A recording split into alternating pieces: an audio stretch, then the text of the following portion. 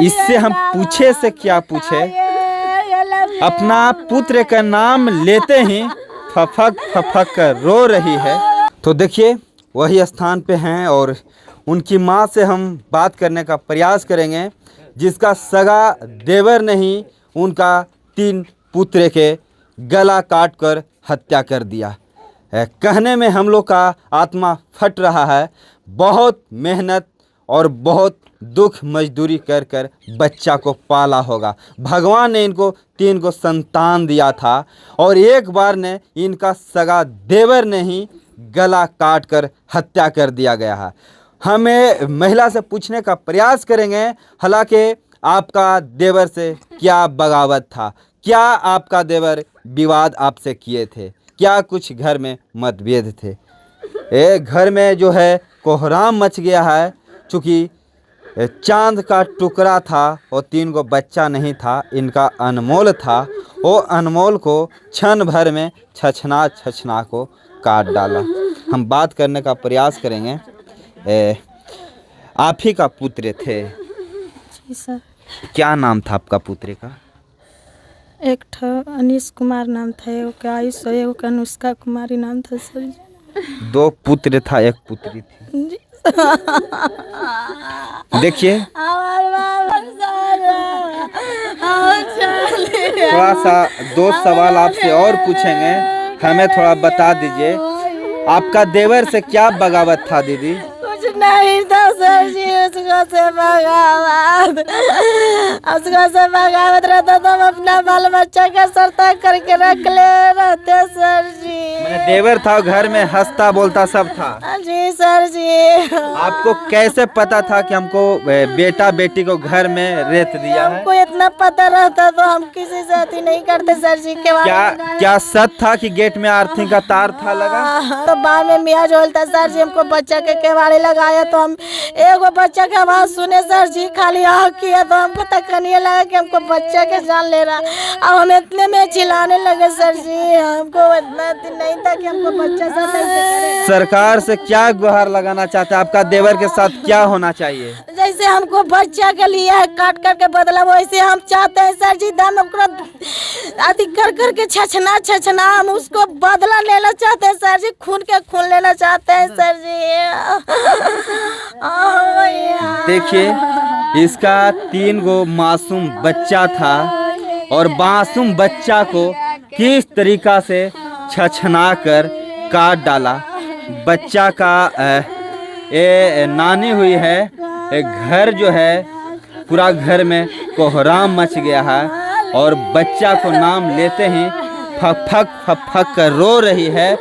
इससे हम क्या सवाल पूछ सकते हैं? इससे सवाल पूछने का हम लोग का भी रूह कांप रहा है। बहुत शौक श्रद्धा से बच्चा को पाला था, ऐसा कभी सोचा भी नहीं था कि बच्चा को हमको सगा देवर नहीं काट डालेगा। और ये महिला के कहना था मेरा देवर से कोई बगावत नहीं था, कोई दुश्मनी नहीं था। पता नहीं देवर के मन में क्या हुआ जो हमारे 3 बच्चा को काट डाला। वो लड़का किधर गया जो बयान देना चाह रहा था? वो जरा बुलाइएगा यहाँ, इधर आइए।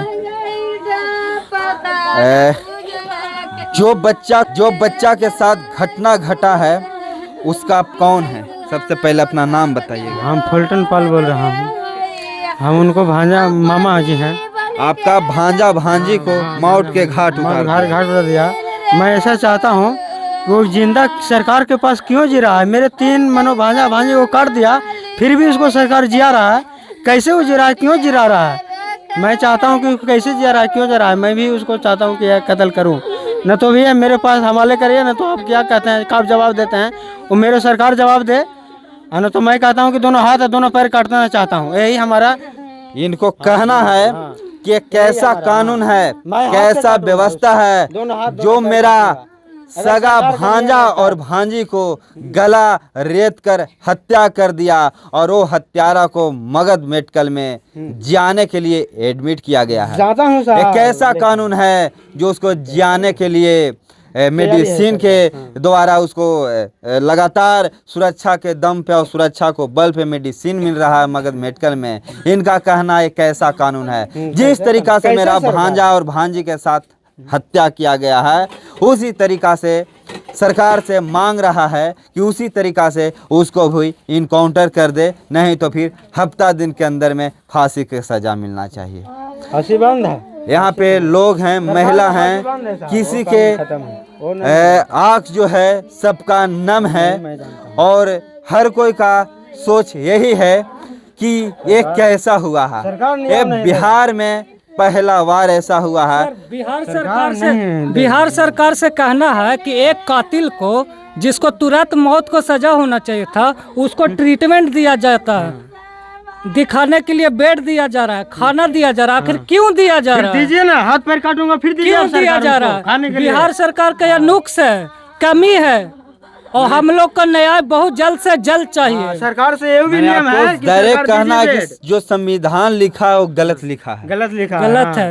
वैसा आदमी को तुरंत स्पॉट में एकदम अथी करना चाहिए, फांसी होना चाहिए, इनकाउंटर होना चाहिए, इनकाउंटर होना चाहिए, पूरा जनता के सामने इनकाउंटर होना चाहिए कि वैसा आदमी दोबारा करने के लिए सोचे भी नहीं, सपना में भी नहीं सोचे। उसको जियाना चाहता है तो एकदम नहीं सोचे। सरकार जियाए मगध मेडिकल में, तुरंत उसको फांसी होना चाहिए। सरकार अगर हमारा आवाज अगर सुनना चाहती है तो सुने और एकदम ध्यान से सुने कि तुरंत उसको फांसी दिया जाए, इनकाउंटर किया जाए। वैसा ऐसा आदमी को जीने का हक लोगों नहीं को है। कहना है कि ऐसा हत्यारा का जीने का कोई अधिकार नहीं है। मगर ये जो हमारा बिहार में कानून व्यवस्था है, पता नहीं कैसा कानून व्यवस्था है, जो हत्यारा को फर्स्ट क्लास के मगध मेडिकल के एसी वार्ड में उसको रख कर ट्रीटमेंट किया जा रहा है। और माँ बहन माझिन बहन के और ओकर माँ के एकदम फांसी पर चढ़ावे लग गया।